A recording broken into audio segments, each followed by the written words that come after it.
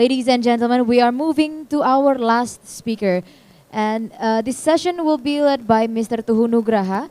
And allow me to read his profile. Mr. Tuhu is a digital metaverse business consultant with a diverse experience in consulting, training, lecturing, and digital campaign execution. His expertise are social media, digital transformation, integrated digital strategy, cybersecurity, and the metaverse. Mr. Tuhu has worked with more than 100 clients from many industries such as telecommunication, automotive, public service, consulting service, as FMCG, beauty, pharmaceutical, non-profit organization, hospitality, and etc. And also winning many awards from the national and international level.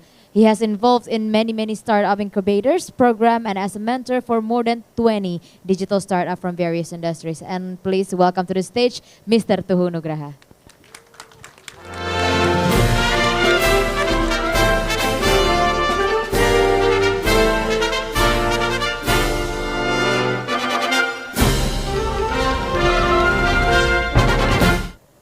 Okay, good afternoon all. So I think I will be like wrapping up all the information before.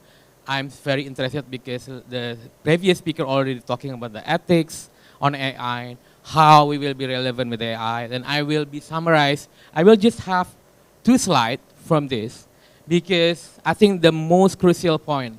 Yesterday, Sam Altman, if you know, that's the one who made the ChatGPT come to Indonesia.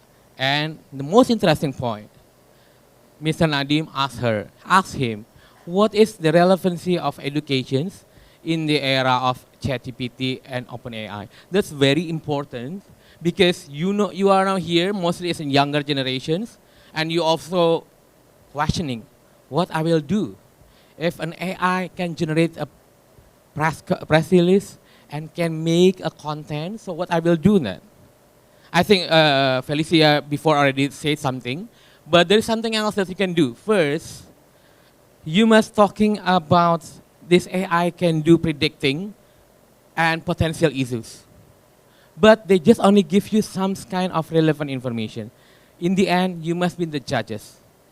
Is it the context will be relevant with Indonesian market or not? Is the context is relevant with the current situations or not? So you need the sense, the deep understanding of the situations.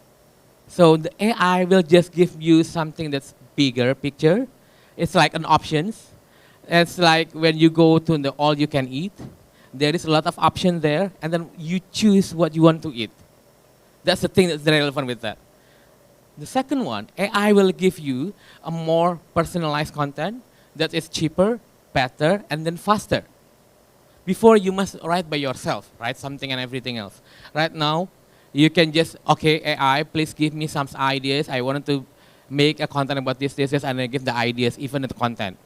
Honestly, I also do that for some of my articles, some of my content for my blog and everything. But of course, you know what? I really understand after 2 months I use this AI, even the ChatGPT, if you don't have a deep understanding about the subject area, you will do nothing. AI will not help you at all. They will not give you the idea. Some people, some of my friends ask me, why the AI that I use the ChatGPT, but the result is not that deep. This is the key point is how you can make a prompt. A storytelling prompting. You must know about the understanding how to make an order to this AI. So this is another opportunity for you as a human. And of course, they give you a deeper understanding of an issue. For example, right now, I understand an issue just only 3 variables.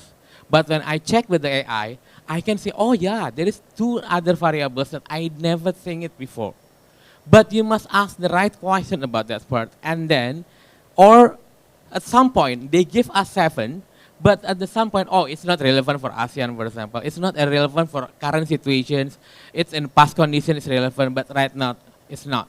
So that's the part of human. And the next one is about potential of collaborations. For example, I try to make an experiment, collaboration between me and the subject expert, for example, in manufacturing.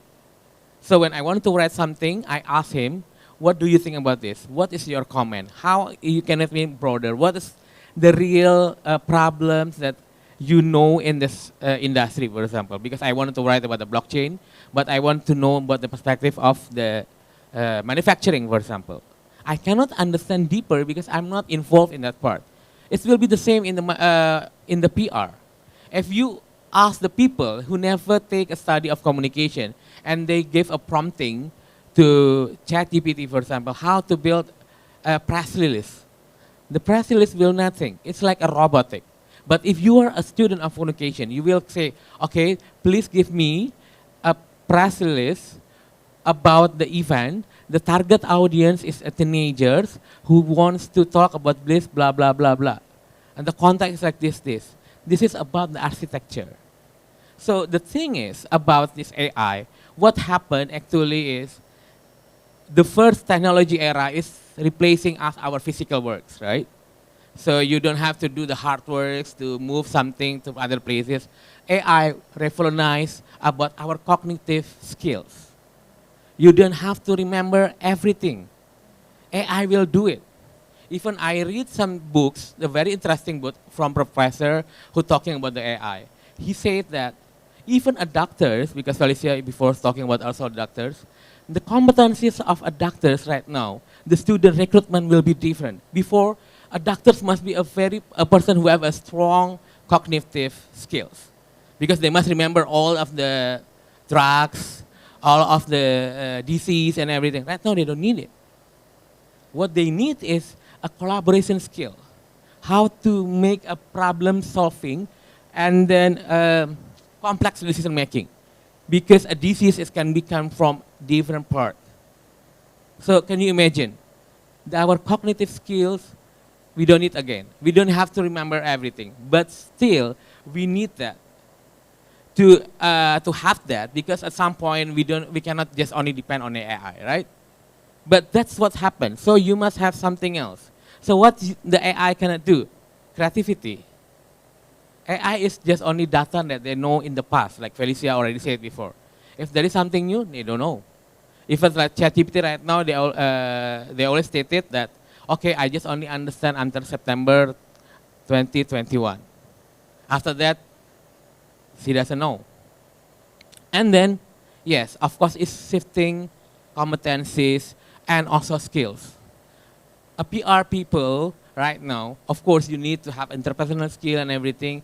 But the other thing that's also important, you must have a competencies of quantitative data analytics. You must know and understand how a statistic works. I will give you why on the second slide.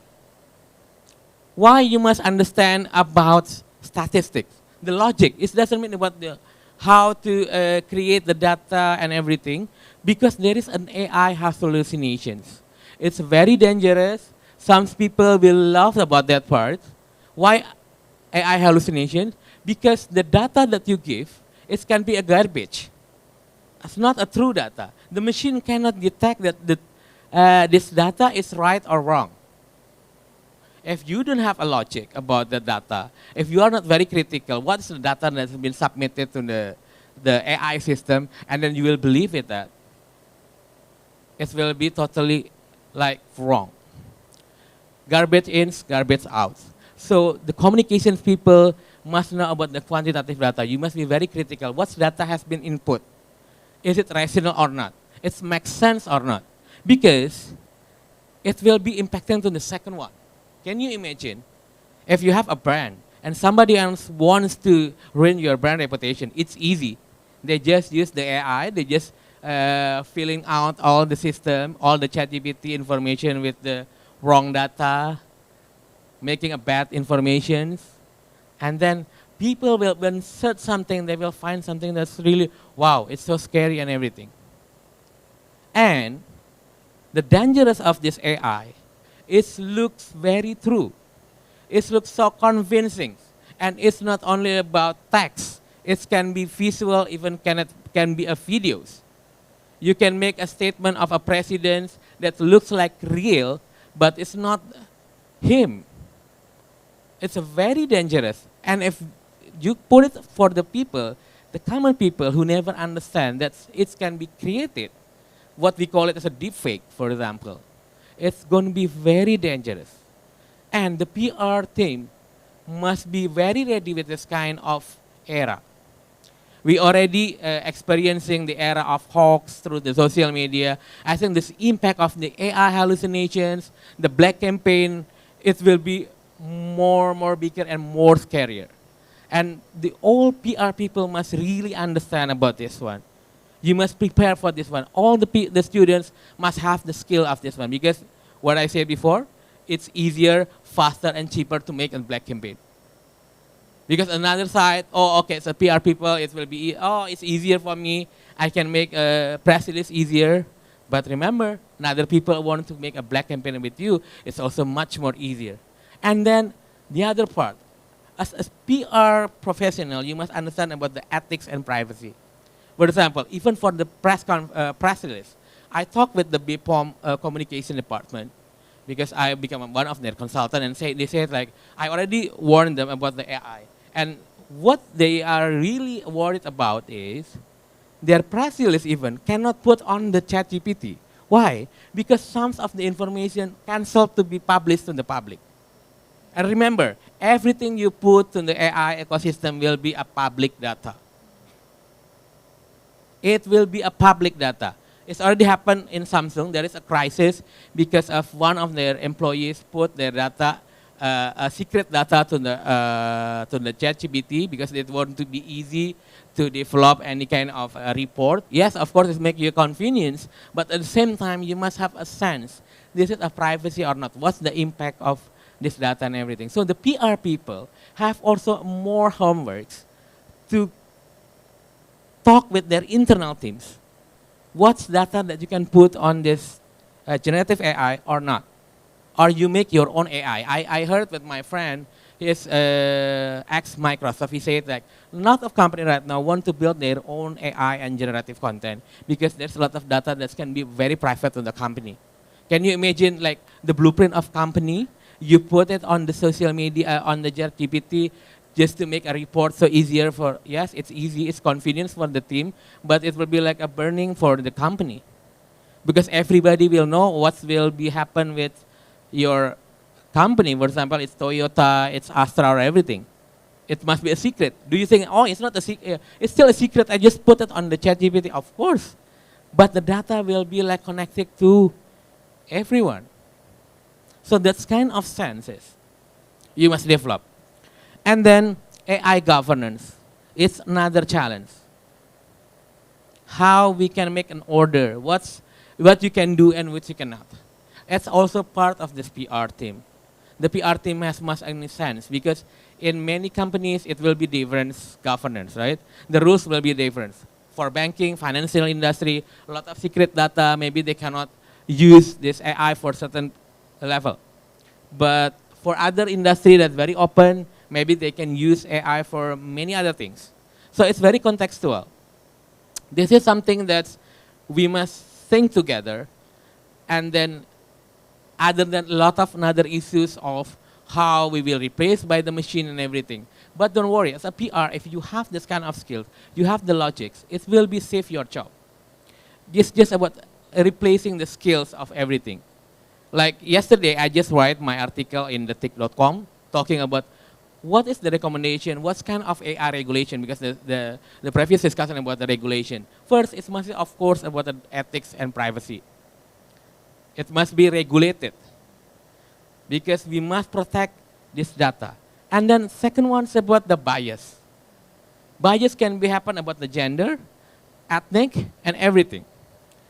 Because AI actually has been around for so many years, but we sometimes maybe don't realize it. When you're talking about what is the movie recommended for you, what kind of content recommended for you in your Instagram account, it's actually AI based. And sometimes it also have a bias. For example, Facebook has been sued by some people because of the information of job vacancy for engineers just only come to men. Women don't get the information. Why? Because AI don't have any sense. They just think the probability women will apply for an engineer is only 0 point something something. So for me, it's not efficient to announce it to women because it's a machine. Machine don't think about equality. They don't think about the incentive to help, empowerment. They never care about that part. That's another thing why humans still need it on this part. So everyone, there is something new thing, of course. It will be very scary if you don't know what to do, if you don't have the competencies. But don't worry, there will be a lot of new jobs in the middle of this part. To be in the ethics auditor, for example. I think the communication people, the PR people will be leading on this part. But of course, you must be a little bit understand about the quantitative, the coding things, to understand and to work together with these engineers. The engineers will be talking about that part and then us to see. Because one of my students at the time, I think 2 or 3 years ago, already do some research in PGP about the potential bias of AI and what is the role of the communication people to help them about this part. And then this one, you know what? I use this AI even just for making my story more compelling, more sexy. Well, my subtitles, because I give them alternatives, something that's beyond my imagination. This is how a simple things, but for me, it gives more. But again, you must know how to make a good prompt. And how to make a good prompt, you must learn from your engineer friends, because it's about parameters.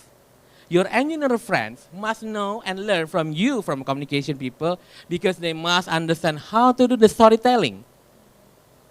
So this is why in Japanese, they call it the Society 5.0. What's the essence of that? The social science people must take an engineering class. An engineering class must take the class in the social science because we need all of this. Now in the AI era, give me a sense. Oh yes, I need to know how to make a parameters, how to make a variables, but at the same time, I must have the creativity.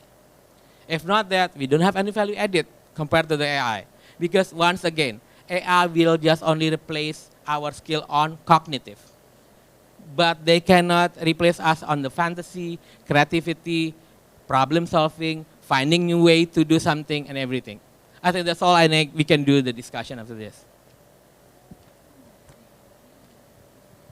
All right. Give a round of applause for Mr. Tuhu. And I would like to invite Ms. Candy again to conduct the question. Thank you and so answer. much, Patuhu. I really love Patuhu. We always learn new things from Patuhu. Thank you. Patuhu, thank you for reminding us of what to take out from AI and what to like really also warning us to be cautious about privacy and confidentiality. So maybe for our audience, I'm sure you have question to Patuhu. Can I have, okay. Sorry, a while ago, she already raised her hand, so I have to pick her. Good afternoon, everyone. Good afternoon, Mr. Tuhu and the rest of the speakers. So my name is Keisha from batch 26. I want to ask you a question. Earlier, we talked about what will happen if AI gets smarter. Yeah. So I want to ask the opposite thing. Yeah. What will happen if AI is suddenly be erased? Yeah. Okay. Thank you. That's very good questions. That's why I just read an article 2 days ago in South China Morning Post. He is a professor from USA. He said that we cannot lose our cognitive skills, like we cannot lose our physical skills. That's why we still need to train our cognitive skill. It's cognitive means how to remember something. And I just get an idea today, like what I want to read after this is about how the shifting of education and competencies in the era of AI. And answering your questions, I think there will be a new opportunity, one of business opportunity, like how we can train our cognitive skill with a more fun way. Like for physical skill, right now, why there is a lot of gym, there is a lot of marathons, because we now don't have any physical skill right now, right? You must pay for your physical exercising, right? It's funny. You ask with your ancestors, why you need to do gym? Why you must go to marathon? Because for them, they work every day. They must do their physical things to do something. Nowadays, we are so surprised with something else, but I think in the future, maybe like the gaming industry will make some games. The design is actually we remembering on something. Right now, it's something that cheap, but in the future, we will need it and we want to pay for that. It's funny, but that's true. Because that's the problem. Because we also fear if we lost that kind of skill. Yes, you can imagine if there is no ChatGPT and another AI. I even right now just only used 2 months, and I just imagine if I woke up and there is no ChatGPT, what's my life going to be happen? I'm too lazy to write it again from the beginning, from scratch. I'm too lazy to remembering everything. So there will be a new business on that part for that one. Don't worry. Because humans always adapt on everything. Because I just remembered this morning. Oh, I know. When there is a gym, you must pay 500,000 a month for that. When you ask with the people in the village, why you must go to the gym for paying just for your physical every day? You can just put 1 gallon of water. I bring it from 2 kilometers. I must bring that. That's the analogy. Yeah? So that's how we will do. If you see it from the positive perspective, there will be always opportunity on this part. Because of course, we don't want to lose something on this one. Yeah, very well said. Thank you so much, Patuhu. Analogy niya really match. Another question? Okay, from here. Okay, thank you so much. Thank you so much. Hello, good afternoon, everyone, and good afternoon, Mr. Tuhu. Good Nice to afternoon. meet you. My name is Maule Shauki Sani. You can call me by Sani. I'm from Okay. batch 26. So, as Executive Director Indonesia Blockchain and Metaverse Center, I have a quite interesting question about Metaverse. Okay. For the last 2 until 3 years, Metaverse has become a hot topic among people. Yeah. It's influenced by Microsoft and Facebook or Meta that has high investment on Metaverse. My question is, please give me an example of Metaverse as a business solution. Can you give LSPR an idea? For example, this year we have 1,000 new student applicant. How we can increase the registration by up to 50% by using Metaverse in the next year? Thank you so much. Okay. Yeah, that's a very good question. So Metaverse give you another new levels of experience. With the internet, you can still, you can do a real-time communication and everything, but still like, there is a boundaries on that part. With the Metaverse, it's like immersive. You can feel like you are part of that part. But physically, you just only in your place or everywhere. So it's like borderless. So how you can do it, for example, like LSPR can make a virtual classroom. For example, the virtual classroom can be 2 things. First, for immersion, they can experience things before they going to the actual class. So they can feel, oh, this is how the people in LSPR, how's the building. You can make a digital twin of this building. So it's more convincing, right? Because seeing is believing.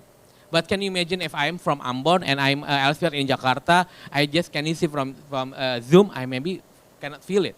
But if I can do interaction directly and something, it will be much more easier, more convincing for me. Second one, because can you remember, like right now, with the immersion of Metaverse, you can get the class in the digital. So the lecturer will go to the Metaverse, the student also go to the Metaverse. What's the difference with the Zoom session?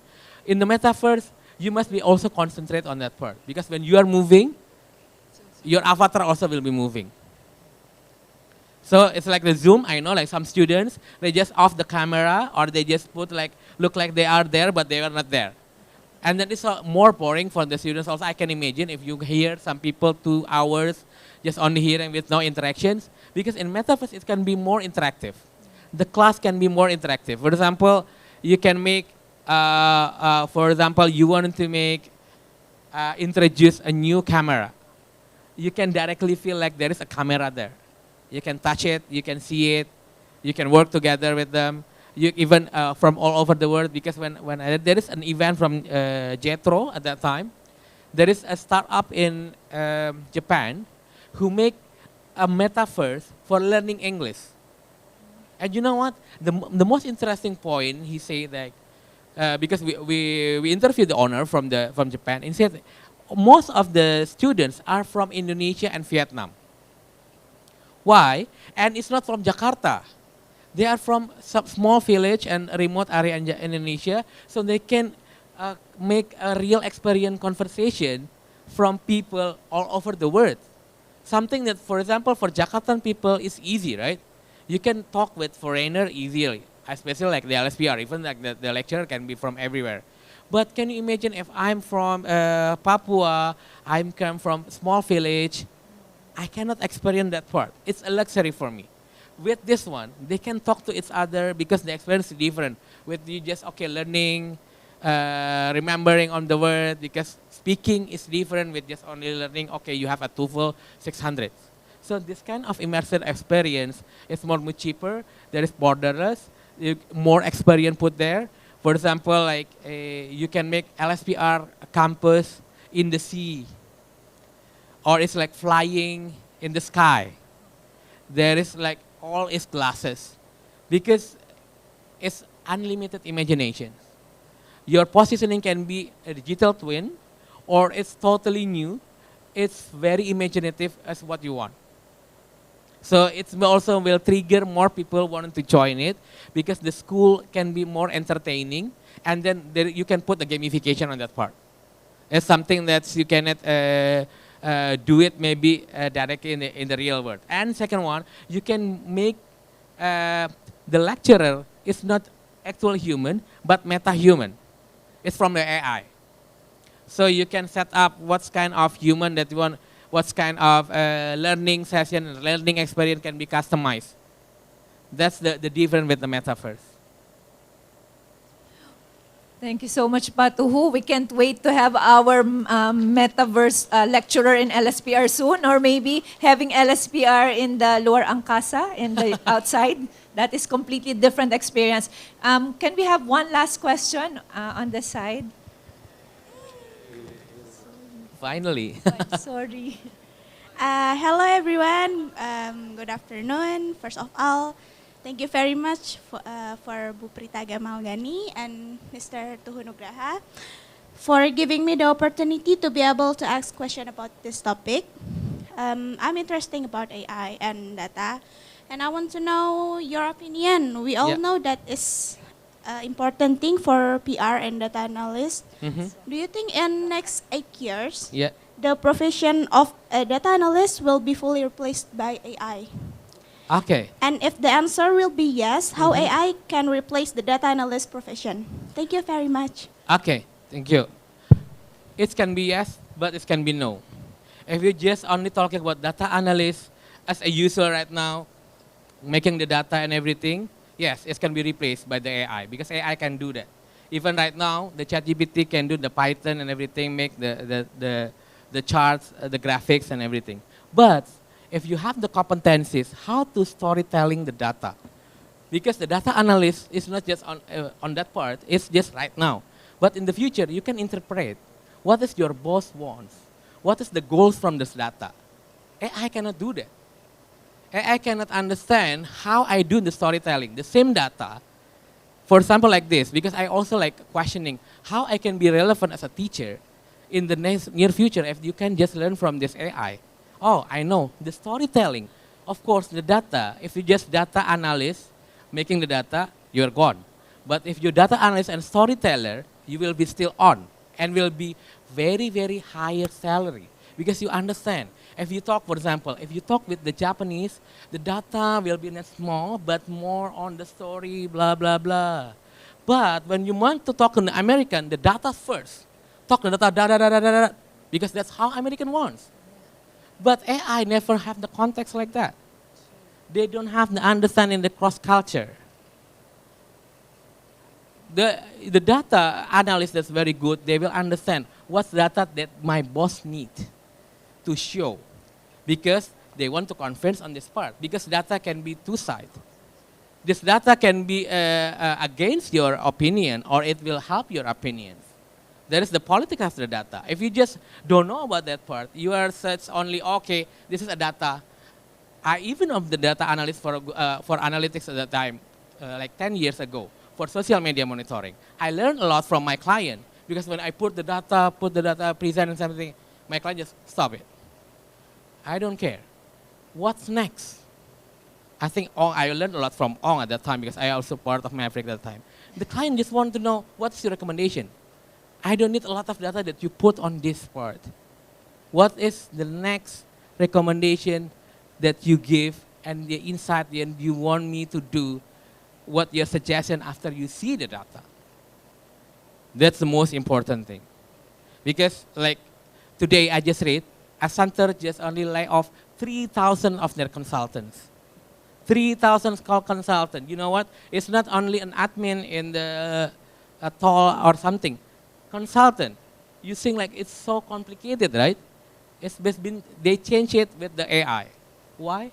Because I think they just only, okay, making the data and everything. But I believe if you are, okay, I know, this kind of data will be laughable for these Asian people. This line of data will be relevant with this client.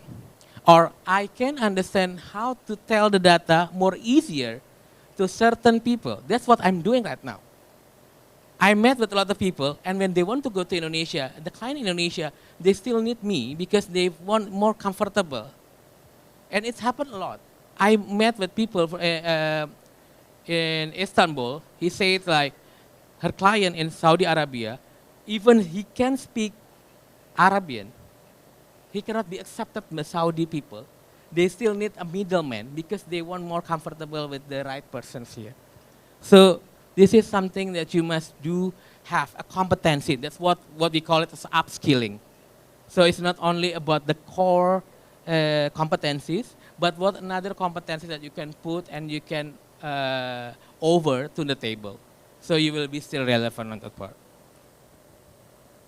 Okay, thank you so much, Pa Tuhu. I think it's time to wrap up our session with Mr. Tuhu. Can we give him another round of applause?